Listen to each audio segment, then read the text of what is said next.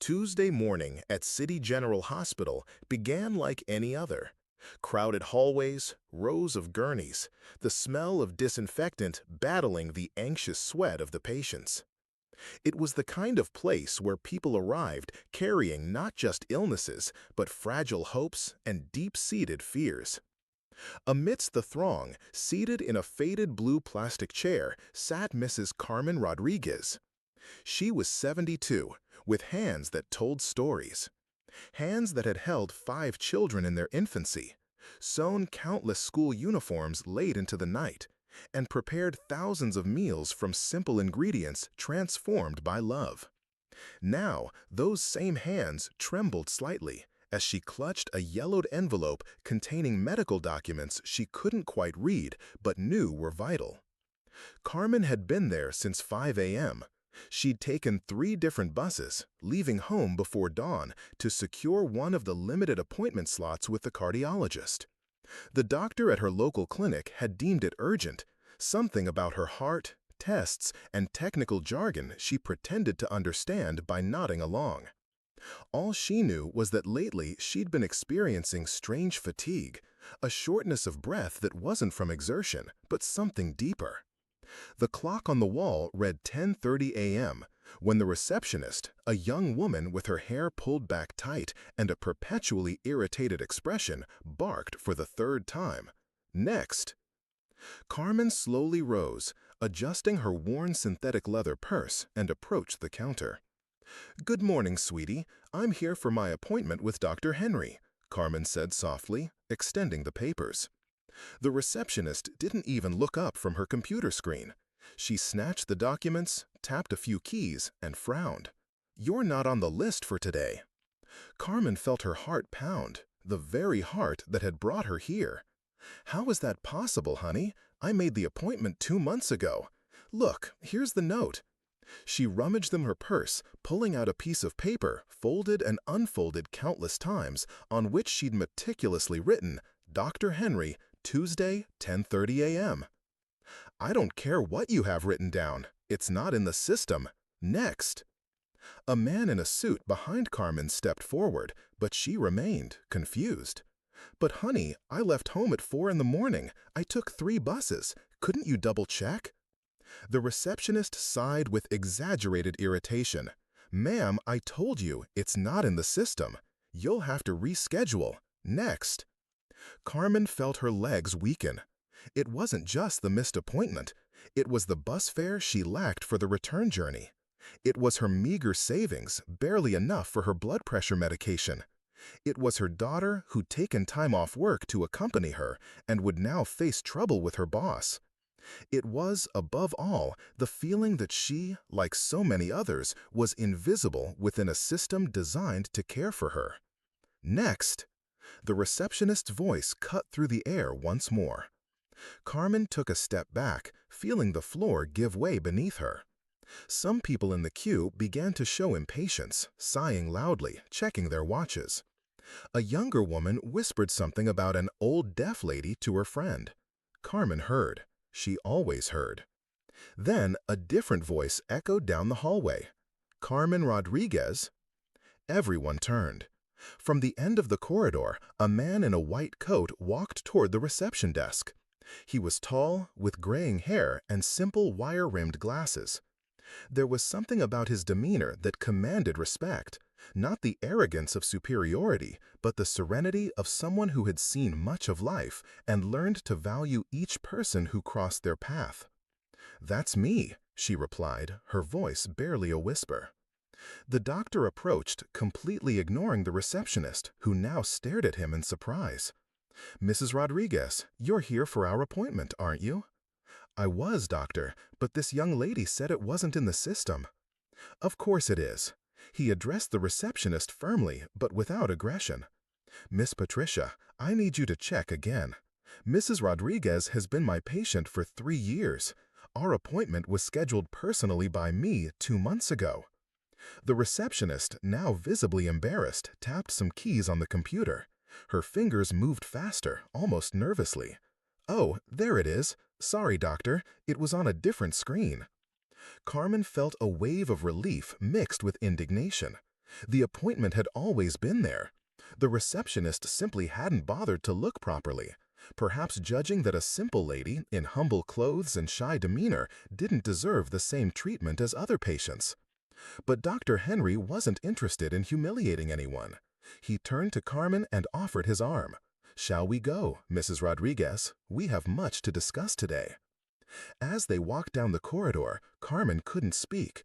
It wasn't just a lack of words, it was the emotion overwhelming her. It had been so long since someone had treated her not just politely, but with genuine respect, like a human being who mattered. Once in his office, Dr. Henry didn't start by discussing tests or symptoms. He asked about her family, her journey to the hospital, how she was feeling not just physically, but emotionally. He listened to every word as if it were the most important in the world. That's when Carmen began to cry. These weren't tears of sadness, but of gratitude, of recognition. "Doctor," she said through her tears, "you don't know what it means to be treated like this. It's been so long since I felt seen. On the buses, in lines, everywhere. Like I didn't matter." Dr. Henry leaned forward, his eyes full of understanding.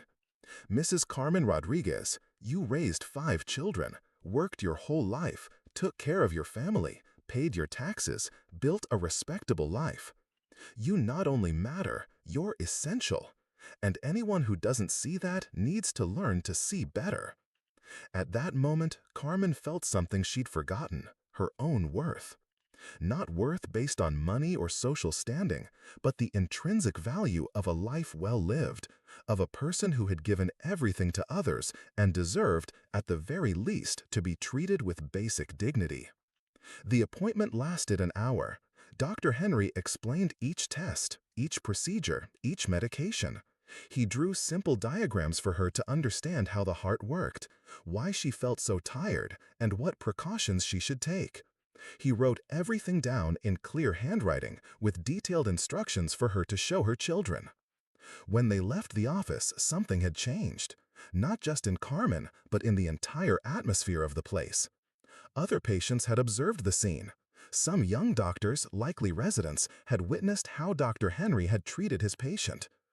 Even the receptionist seemed different, more attentive, more respectful to those waiting in line. And perhaps this is where we need to pause and reflect together. How many times have we experienced situations like this? How many times have we been the Carmen, invisible in a queue, or the receptionist, so accustomed to the routine that we forget to see the person in front of us? How many times have we missed the opportunity to be the Dr. Henry, to make a difference with a simple gesture of humanity? If this story is touching you, if it's making you rethink small moments of your day, maybe it's important for more people to hear this too. How about subscribing to the channel and hitting the notification bell? That way, you won't miss the next stories that can transform not only your day, but your way of seeing the world. Because I believe we can all be the Dr. Henry in someone's life. But Carmen's story doesn't end at the office door. In fact, what happened next was even more touching. 2 weeks later, Carmen returned to the City General Hospital for the requested tests. This time, she arrived later, around 8 in the morning. The same receptionist was there, but something was different in her demeanor. When Carmen approached the counter, the young woman looked up, smiled slightly, and said, "Good morning, Mrs. Rodriguez. How are you?" "Good morning, sweetie. I'm fine, thank you. I'm here for the tests the doctor ordered." "Of course. Let me check here. Everything's all right. You can have a seat, and I'll call you shortly." There was no rush, no irritation. It was normal, humane service. Carmen sat down, observing the hospital's activity. That's when she noticed something she hadn't seen before. On the wall near the reception, there was a small, almost inconspicuous sign. It read, "Each person who comes here carries a story. Treat them as you would want to be treated." Carmen asked the receptionist about the sign. The young woman, now with a genuine smile, explained, "Dr. Henry had it put up last week. He said sometimes we forget the basics in the rush." At that moment, Carmen understood something profound. Dr. Henry hadn't just treated a patient well. He had planted a seed of change that was beginning to grow. Not with sermons or scoldings, but by example. And now other people, other patients, other doctors, other staff were being touched by this change.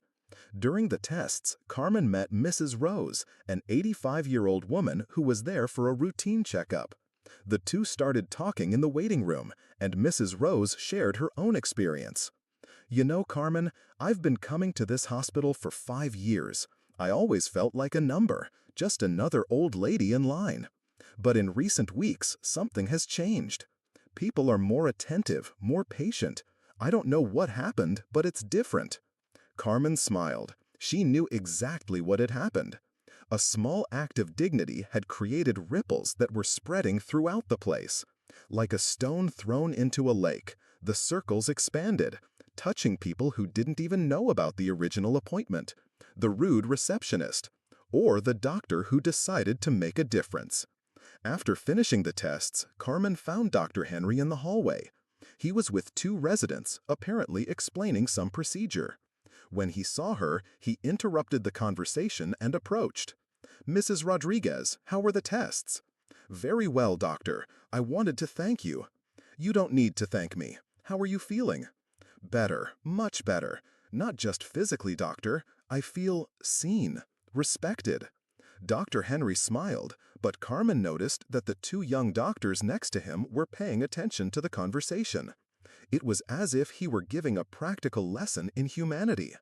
"Mrs. Rodriguez," he said, "you taught me something important too." Carmen was surprised. "Me, doctor?" "Yes. You reminded me why I chose to be a doctor.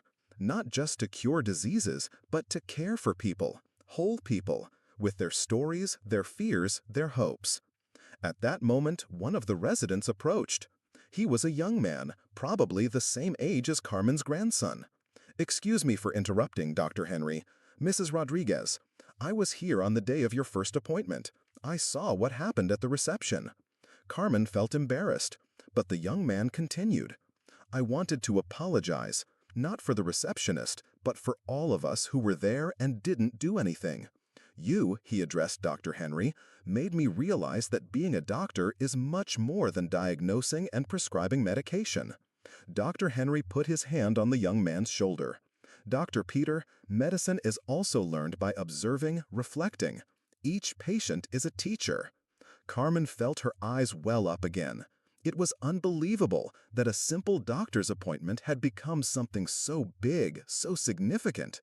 But there she was, at the center of a small revolution of humanity. When she finally said goodbye and walked toward the exit, Carmen noticed other small signs of change. A nurse helping an elderly man to sit down. A volunteer patiently talking to a frightened child. The same receptionist calmly explaining the procedures to a confused family. These weren't dramatic transformations. They were small gestures, small kindnesses, that, when added together, created a completely different atmosphere. Carmen thought about what the world would be like if everyone, in every profession, in every situation, remembered to see the other person as a complete human being, worthy of respect and care. On the bus ride home, Carmen found an empty seat next to a young woman who seemed worried. The young woman was holding some medical papers, clearly nervous about a consultation she had just had. "Is everything all right, sweetie?" I asked gently. The woman turned, surprised by the kind approach of a stranger. "Oh, thank you for asking. It's just that I received some test results today, and I'm a little scared."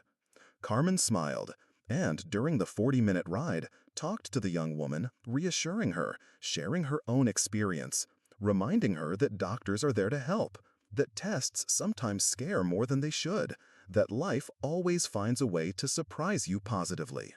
When the woman got off the bus, she shook Carmen's hand.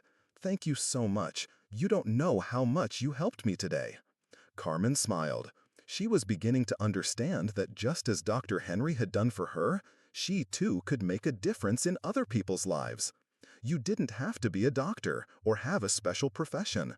You just had to remember to look, to listen, to treat the other person with the dignity everyone deserves. Arriving home, Carmen found her daughter, Marcia, anxiously awaiting the results. "How was it, Mom? What did the doctor say?" Carmen told her about the tests, about the precautions she should take, about the medication. But mainly, she told her about Dr. Henry, about the receptionist, about how everything had changed at the hospital. "Mom," Marcia said, "what the doctor did was beautiful." But you know what's even more beautiful? Seeing how it changed you. It's been a while since I've seen you like this, confident, valued. It was true. Carmen had forgotten what it was like to feel important, respected. Not because someone had told her so, but because someone had treated her as such. And that feeling had awakened in her a desire to spread the same feeling. In the following weeks, Carmen began to pay more attention to the small interactions of everyday life. The baker who always greeted her kindly, but whom she had never really noticed. The elderly neighbor who lived alone and might need company. The teenage grandson who always seemed to carry the weight of the world on his shoulders. She began to apply Dr. Henry's lesson to her own life. She stopped to chat with her neighbor. She asked the baker about his family. She listened attentively to her grandson's concerns.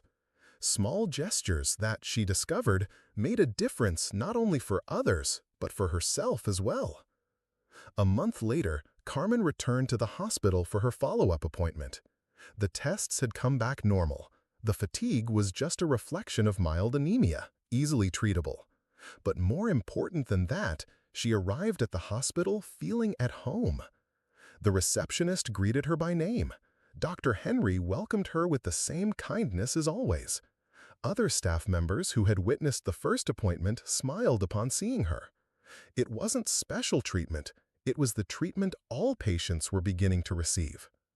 "Doctor," Carmen said during the consultation, "I wanted to tell you something. After that day, I started paying attention to how I treated people too, and I discovered that I can make a difference, just like you did." Dr. Henry smiled. "Mrs. Rodriguez, that's the greatest compliment I could receive, not for what I did, but for what you have become." "What do you mean, doctor?"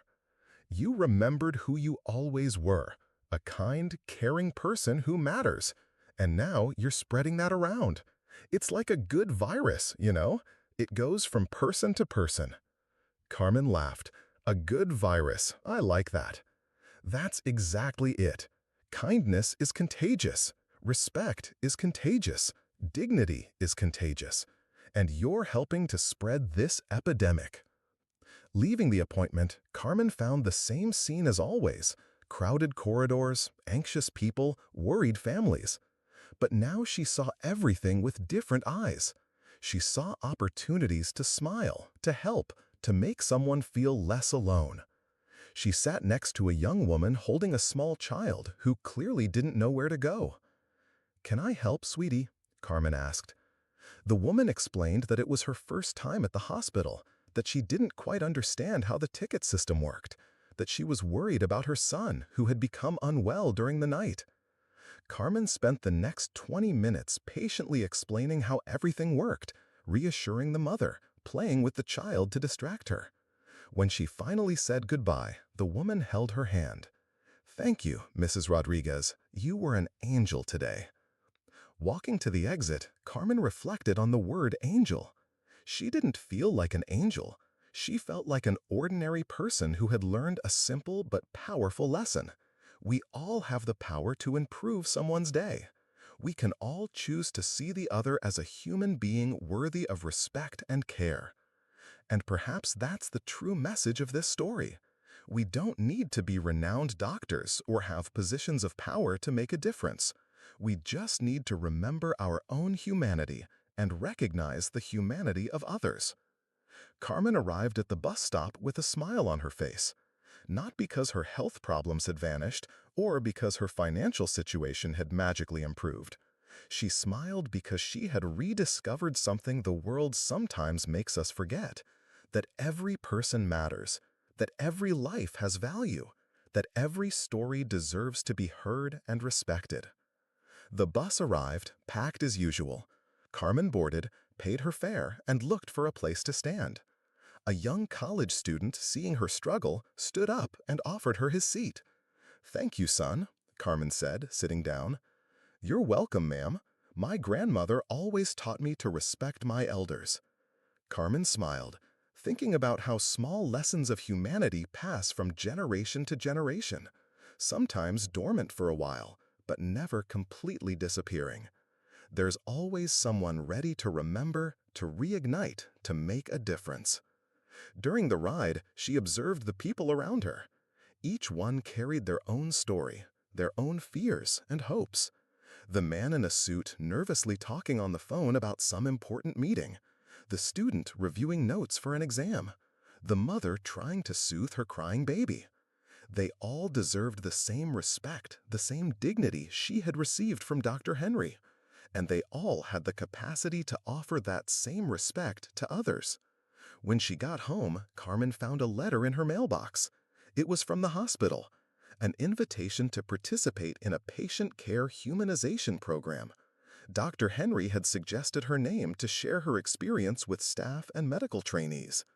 Carmen laughed to herself. Who would have thought that she, a simple suburban lady, would be invited to teach something at a hospital?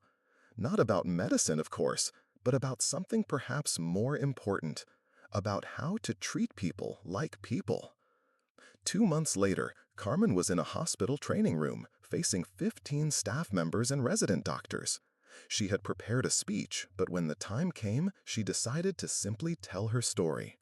She talked about that morning when she felt invisible, about the receptionist who didn't want to look up her name in the system, about how small and insignificant she felt. And then she talked about Dr. Henry, about how he had changed everything with simple gestures, looking up her name correctly, offering his arm, treating her with dignity. "I'm not here to teach you medicine," Carmen said. "I'm here to remind you that every person who walks through that door has a story. They have fears, hopes, problems. And often, the cure we need most doesn't come from medicine, but from being seen, heard, respected." One of the residents raised their hand. "Mrs. Rodriguez, but what about when we're dealing with many patients, we're very tired and we have little time?" Carmen smiled. "Son, I understand you work hard, that it's difficult. But do you know what I learned? Treating someone well doesn't take more time. Saying good morning doesn't take any longer than ignoring someone. Looking someone in the eye costs nothing. Sometimes kindness is more efficient than haste." After the lecture, several staff members approached Carmen to talk. Some shared their own experiences. Others asked for advice on how to handle difficult situations. But what touched Carmen most was a young nurse who said, Rodriguez, you reminded me why I chose to work in healthcare. Thank you. Leaving the hospital that day, Carmen felt fulfilled. Not because she had become a famous speaker or because she had solved all the problems of the healthcare system. She felt fulfilled because she had completed a cycle.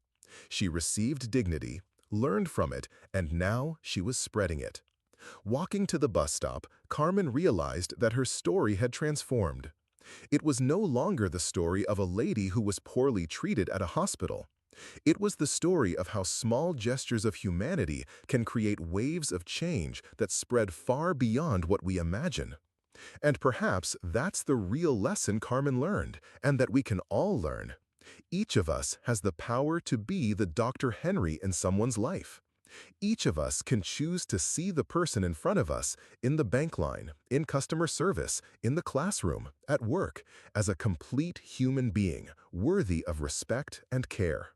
It doesn't have to be a grand gesture.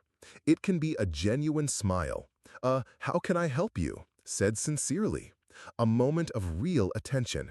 Small actions that, when added together, can transform not only someone's day, but their perspective on the world and on themselves. Carmen arrived home that late afternoon with a full heart. Not because all the world's problems had been solved, but because she had rediscovered a simple and powerful truth. Humanity still exists. It can still make a difference. It can still create small miracles in everyday life. And as she prepared dinner, Carmen smiled, thinking that tomorrow would be a new day, full of new opportunities to spread the kindness she had received. Because she had learned that dignity, like love, doesn't diminish when it's shared. It multiplies, grows, spreads, touches other lives, and returns transformed. The story of Carmen and Dr. Henry doesn't end here. It continues every time someone chooses to treat another with respect, every time someone stops to listen, every time someone offers a genuine smile instead of mechanical service. The story continues in each of us, waiting only for us to decide to be a part of it. And you? How will you choose to continue this story today?